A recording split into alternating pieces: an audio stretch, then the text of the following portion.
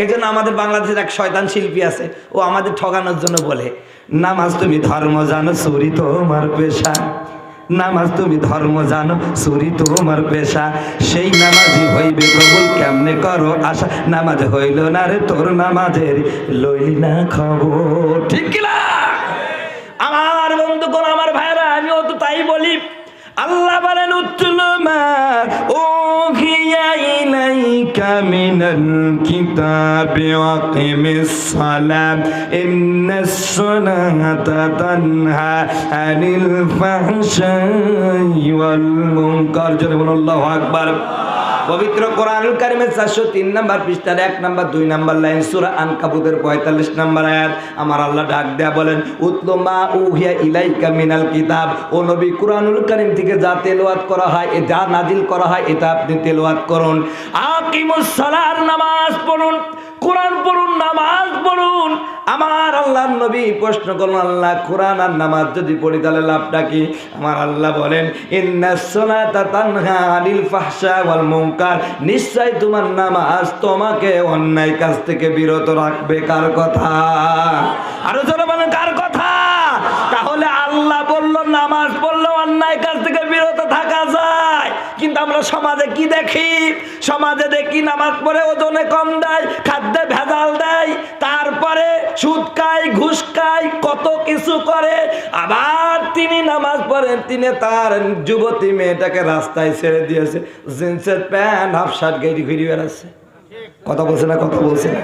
তিনি নামাজ পড়ে তার বউটা পর্দা করে না, আছে কি নাই? বিশেষ করে বর্তমান যুবকরা ওই যে বুলেট মোটর সাইকেল কিনে, অ্যাপাচি আরটিআর কিনে, বউ যদি একটু সুন্দর হয়, শাড়ি পরি, গিয়ার দেয়, ভু করি। কথা বলছে না? পর্দার বালাই নাই। আর উনি আবার তাহাজ্জুদ পড়ে। আল্লাহ বলছে তাহাজ্জুদ পড়ার আগে বউকে পর্দা করা, নাহলে জান্নাত হবে না। কথা বলছে না কেন? আল্লাহর নবী, বিশ্ব নবী বলেন, যদি একটা মেয়ে বেপর্দায় চলে, 4 জন পুরুষ জাহান্নামে যাবে। জোরে বলেন, কয়জন? আরো জোরে বলেন। 1 নাম্বার হলো আপনি পিতা, আপনার প্রাপ্তবয়স্কা মেয়ে কলেজে পড়ে, হাই স্কুলে পড়ে, যে মেয়েটা সাবালিকা হয়ে গেছে, মেয়েটাকে যদি পর্দা না করায়, বোরকার সাথে ভালো শালীন পোশাক না পরান, রাস্তায় বন্ধু বান্ধবের সাথে ঘুরে বেড়ায়, পর্দা করে না, আপনি তাহাজ্জুদ পড়লে, 5 ওয়াক্ত নামাজ পড়লে, যাকাত দিলে, হজ করলে, যাই করেন না কেন, আপনার মেয়ে বেপর্দায় থাকার কারণে এই অবস্থায় যদি আপনার মেয়েটা মারা যায়, কিয়ামতের ময়দানে আপনাকে জাহান্নামে যাওয়া লাগবে। কার কথা? আরো জোরে বলেন। পর্দা ফরজ না সুন্নাত? আরো জোরে বলেন।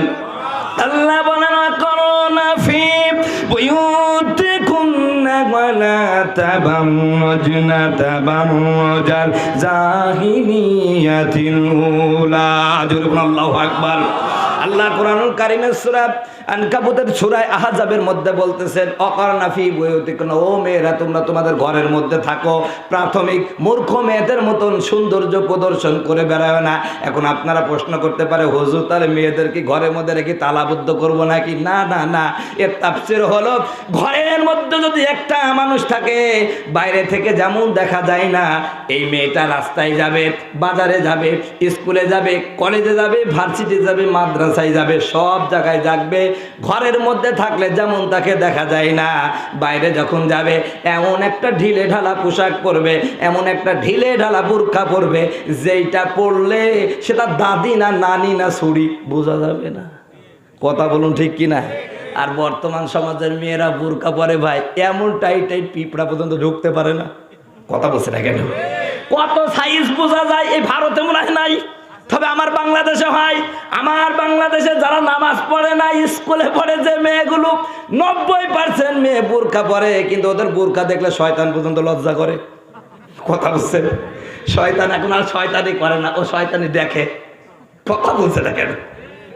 বন্ধুগণ, আমার ভাইয়েরা, আমার মা বোনদের বড় মা বোনেরা, বুরকা ফ্যাশন করার জন্য আল্লাহ দেয় না, এটা আপনার ইজ্জতকে হেফাজত করবে। এজন্য ঢিলে ঢালা বুরকা পরুন। এই যে আপনাদের পাশে আজকে যে আমি এখানে ছিলাম, ওইখানে মহিলা মাদ্রাসা আছে, ওই মেয়েরা যে বুরকা পরে, ওই বুরকা পরেন, ওটা পরলে আপনাকে সুন্দর লাগবে। কথা বলুন ঠিক কিনা? ফ্যাশন টিশন না। বন্ধুগণ, আমার ভাইয়েরা, আমার কষ্ট হচ্ছে নাকি? এখন অনেক মেয়েরা এখানে মেয়েরাও আছে নাকি, শুনছেন কি বাস? কিছু মেয়েরা প্রশ্ন করতে পারে, হুজুর আমার এত সুন্দর চেহারা, আমি এই চেহারা 2-5টা যুবক যদি আমার পিছনে না ঘুরে তা কেমন হইল? কথা বলছে না কেন? আছে কি নাই? বর্তমান আবার যুগ পাল্টাই গেছে, গার্লফ্রেন্ড আর বয়ফ্রেন্ডের যুগ। কি যুগ? অনেকে আমাকে সেদিন বলছে, হুজুর আমার গার্লফ্রেন্ড আমাকে ভুলে যাচ্ছে, আপনি একটু দোয়া করেন যেন আমাকে ভালোবাসে। আমি বলছি আর পাইলি কোনো প্রশ্ন করতে। কথা বলতে আসছেন, এ যুগের পোলারা বই খুলে দেখে না, গুগলে সার্চ করিয়া পড়ে, ঠিক কিনা? একালের মাইয়ারা কোরআন হাদিস ধরে না, একালের মাইয়ারা কোরআন হাদিস ধরে না, টিকটক ভিডিও তারা করে। এ যুগের পোলারা বই খুলে দেখে না, গুগলে সার্চ করিয়া পড়ে। এখন কিন্তু আর পড়াশোনা নাই ভাই, খালি এদিক ওদিক করা। কথা বলছে না? আগের যুগে প্রেম করিলে নতুন করে হয়েছে চালু, এই আবার কোন ফ্রেন্ড পরিচয় করাই দেখি, এই আমার গার্লফ্রেন্ড। এই কার কার গার্লফ্রেন্ড আছে একটু হাততালি দেখা করলে, কোন যুবক আছে নাকি? দেখ ভারতের মানুষ অনেক ভালো, তবে আমাদের বাংলাদেশে অনেক, মানে একটা ছেলে 4-5টা করে গার্লফ্রেন্ড, একটা মেয়ে 10-12টা করে বয়ফ্রেন্ড। জোরে বলেন নাউজুবিল্লাহ। জেনাই পুরা পৃথিবী এখন সয়লাভ হয়ে গেছে। সেদিন আমাকে বলছে, হুজুর এত গজব আসছে কে? আমি বললাম গজব আসবে না তো কি আসবে? রসুল বলছেন 4টা গুনাহ যখন সমাজে বেশি হবে তখন এমনি গজব আসবে। আমাকে বললো, হুজুর কি গুনাহ? আমি বললাম 1 নম্বর গুনাহ হলো জেনা ছড়িয়ে যাবে। এখন জেনা সহজ না বিয়ে করা কঠিন? সহজ। কথা বলছে না? আপনি বিয়ে করতে যান, যদি 16 বছরের মানে 18 বছর কমাও ধরে চলে যাবে। কথা বলছে না কেন? আর 13 বছরে পার্কে যাই অকাম কুকাম করেন, কিছু বলবে না। কথা বলছে না কেন? ঠিক কি না? ঠিক। আচ্ছা, এখন জেনাটা সহজ হয়ে গেছে। যেই সমাজে এত জেনা ব্যভিচার, সেই সমাজে ভাই আল্লাহ কি রহমত দিবে? 2 নাম্বার হলো আল্লাহ রসুল বলছে মদ প্রচুর পরিমাণে প্রসার হয়ে যাবে। এখন মানুষ মদ খাই আর লজ্জা করে না, আবার বলে হুজুর আমি একটু এটা খাই। কথা বলছে না কেন? আছে কি নাই? এরকম লোক আছে না? আছে। আবার নামাজও ঘরে মদও খায়। এই জন্য মাঝে মাঝে আমি একটা গান গাই, কষ্ট হবে নাকি? নামের আগে দেখো আলহাজ লিখা, তার মদের আসরে সে থাকে, ঠিক কিনা?